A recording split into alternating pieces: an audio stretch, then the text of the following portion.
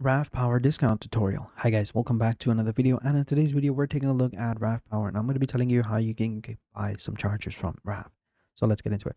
So as you can see, there's a Halloween sale going on, so make sure you check the link in the description below for the website, and also you'll find some more promo codes and discount codes that you can apply on top of this Halloween sale to save even more money. So make sure you check that link out, and let's get into it. So Rav has a bunch of different options. They've got a bunch of different power banks, chargers, they've got cables, they've got audio, car accessories, a bunch of stuff that you can use, and it's actually pretty simple, right? So let's say you want to buy one of these products. All you would have to do is just hover your mouse over it and then just simply hit the add the cart button. And once it's added, you can just simply click on the checkout button over here. It'll take you to the checkout page where you can apply the promo code and discount code that you can find in the description below. So make sure you check those out and save even more money on top of the already discounted prices.